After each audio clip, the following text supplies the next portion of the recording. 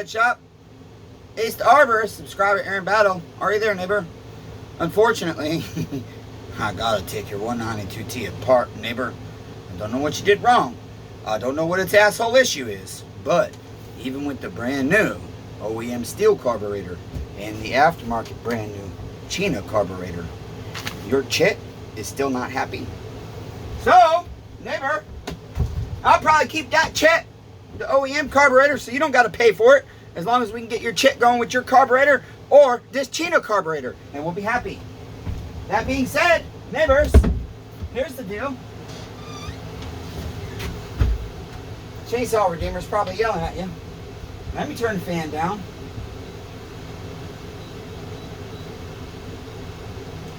That should click it down. I am here. I got Ace the Arborist 192T.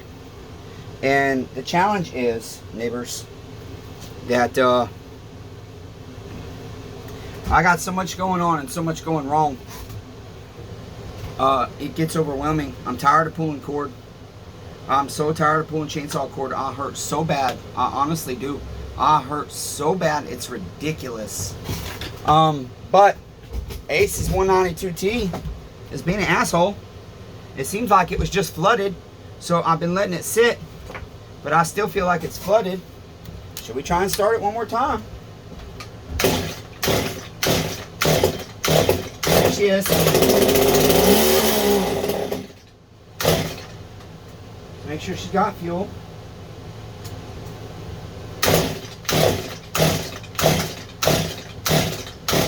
Yep, she's just flooding right out. Now, this is with a carburetor that was just working on my chainsaw.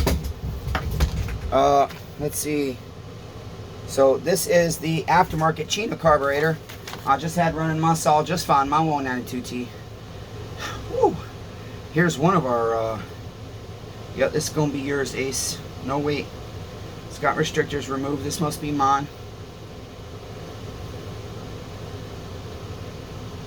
I have to identify our carburetors there, neighbor. Either way, let's see here.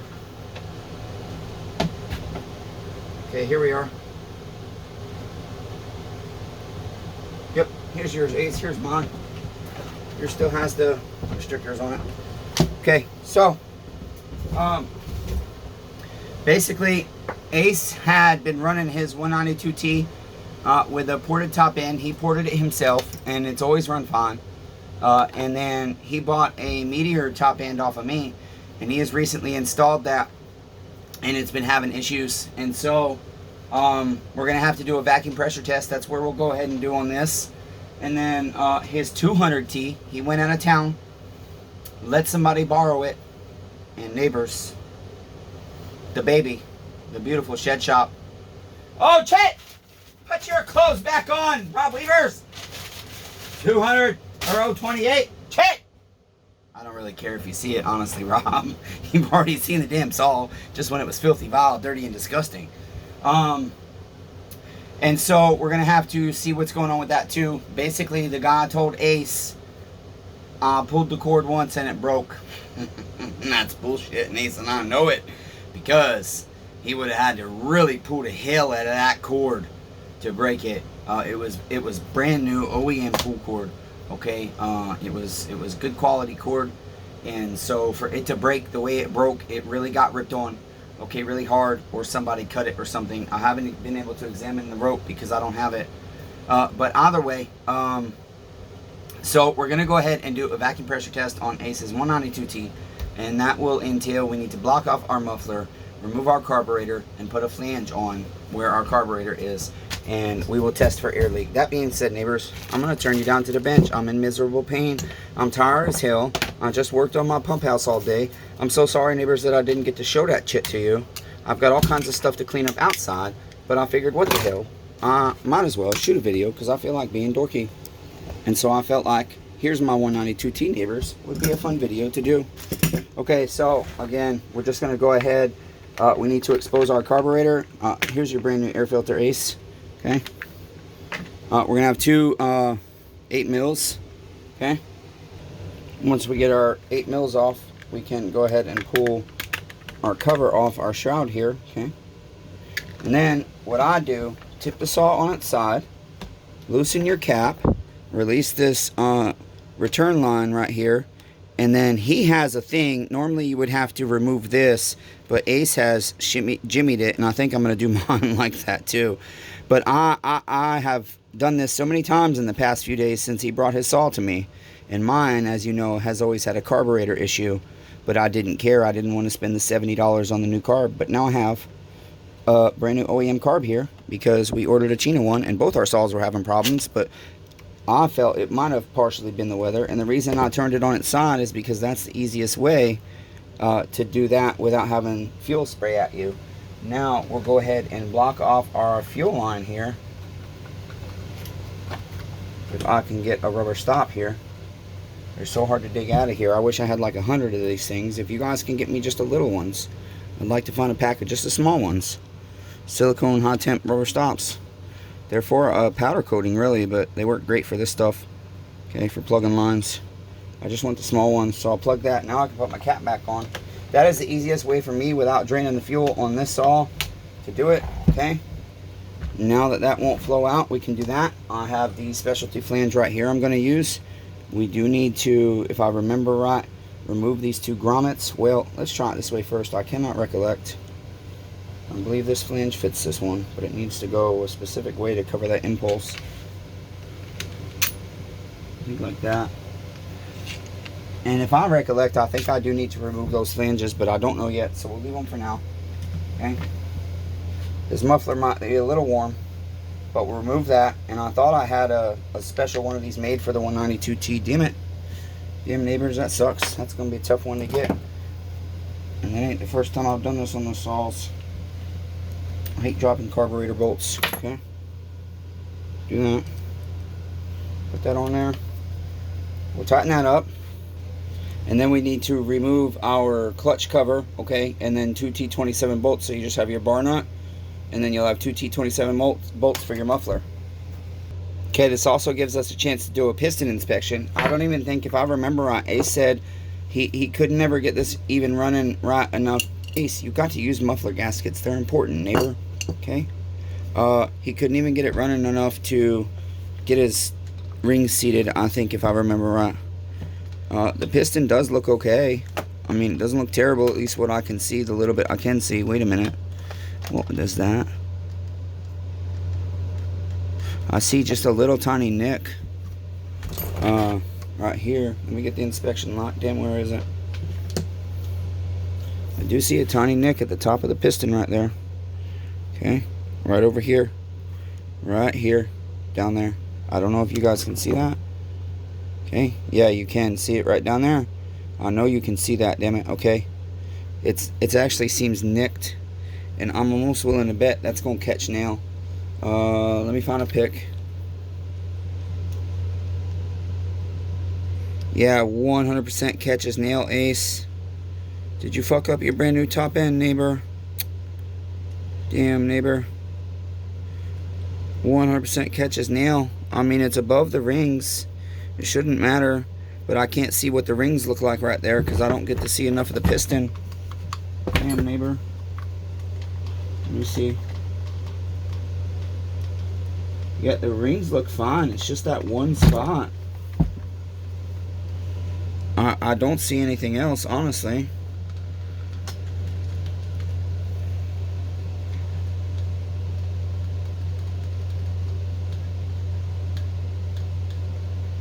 Yeah, I don't see anything else here. Okay. The little bits I can see, it's not much. I can see a little bit, but let's go ahead. I'll take a rubber slide like so, or something similar. We'll block off the muffler, okay, and we'll back pressure test this thing. Okay, shall we see what the hell we got going on here, neighbors? Gonna do vacuum first. Oh no, we got nothing. Let's see. I blocked my muffler off. This is time. I thought my muffler was tightened enough. Let's make sure. Okay, I feel like this is tight enough. Let's make sure.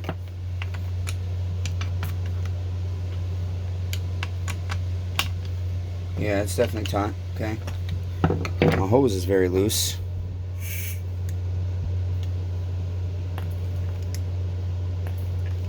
Yeah, nothing at all, not even a start. So let's grab our soapy water, start spraying, and see if it's human error.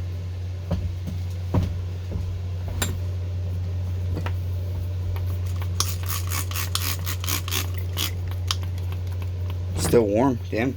I'm kind of surprised it's still warm. Try and get bubbles to present somewhere, because these crankshaft seals, you got to take the saw all the way down, like a lot of saws.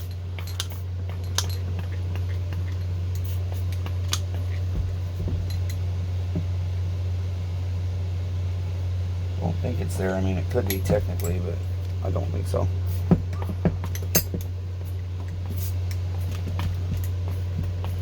Okay, I don't see anything obvious human error wise.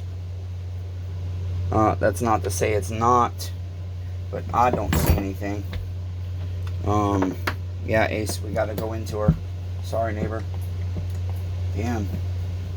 Hate telling my neighbor I have to charge him all kinds of money.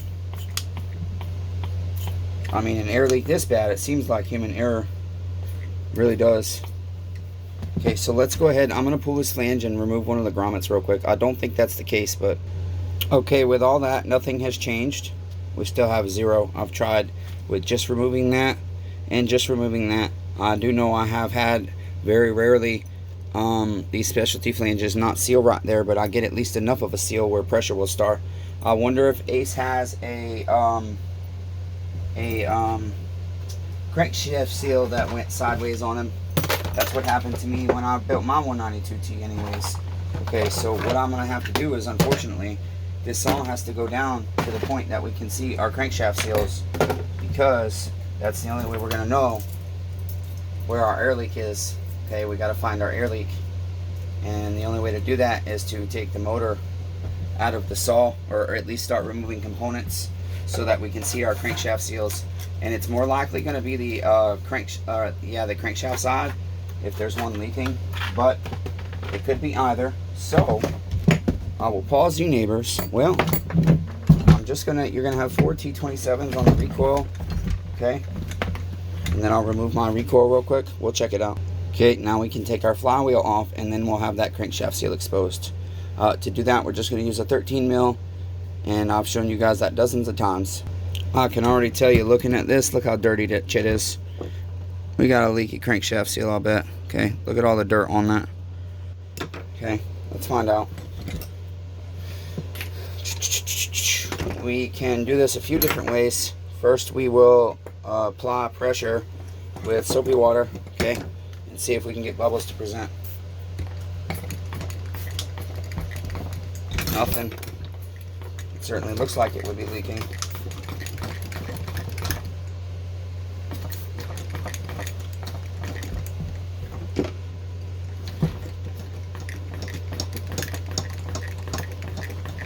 I got nothing.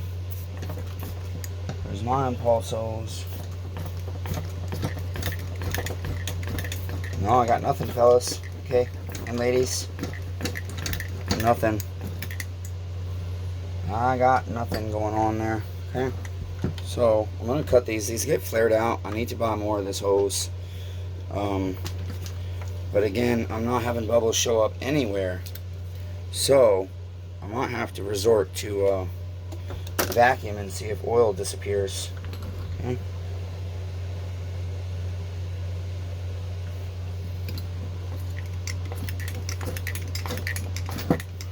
Because I mean, this is a major one.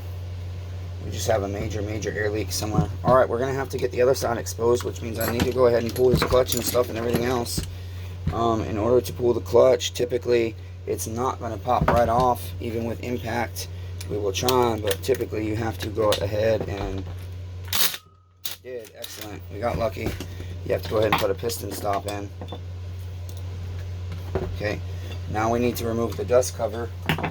Okay, which is going to be T20s, I believe. Here we go. Video's getting very long already. Pause your neighbors. Okay, there's that. And then we got one T27 to remove our oil pump. I was really hoping not to have to unplug the oil pump from the reservoir down there, but I'm struggling to get it off of here. I'm looking at the crankshaft seal on this side, and it doesn't look too bad, but I mean, we got a major inability to pump air to this thing for some reason, or pull vacuums, so we got to find out why. Okay. Damn, did you use any damn Permatex, Ace the Arborist? Okay, so let's try over here to see. Let's see if anything happens over here. Go ahead and get soapy water on it. And then we'll pump some air to this biatch and see if we can get any bubbles to blow. Did I unpause you guys? I did.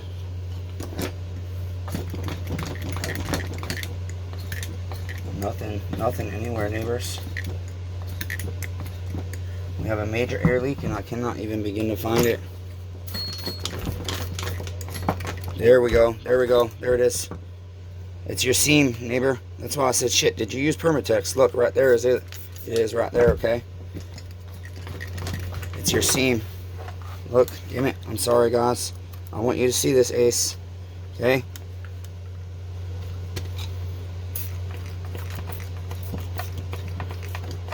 Damn, neighbor, I can't get it to... I can't hold it right. I can't even get enough pressure. I don't know how to show you. Okay? Damn. Hang on, sorry. I want you guys to see so you can learn. I want you to be able to see what I'm seeing. And I don't have a compressor set up to consistently blow air. I'm sorry. I just don't. Damn. Let's try this. Okay. There's that. There we go. There we go. Oh, yeah. There we go. You guys see all them bubbles, don't you? Oh, I know you saw that, Chet. Look at all the bubbles. Right here along our seam, okay? Do I need to put more soap in my water? Damn, there we go. There they go. Okay, there they go. Okay. Ace, we got to split your motor, neighbor. So sorry. See, that's why I like to just diagnose shit. But nobody, not Ace. Ace doesn't care. Nobody ever wants to spend the money. Ace and I bought an OEM carburetor.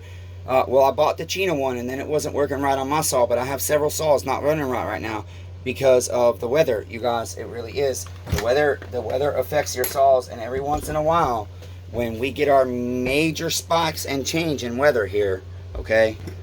When we get our major spikes and change in weather where it gets like 115 out, and then all of a sudden drops down to the 70s and 80s, we go from really rainy to extremely dry.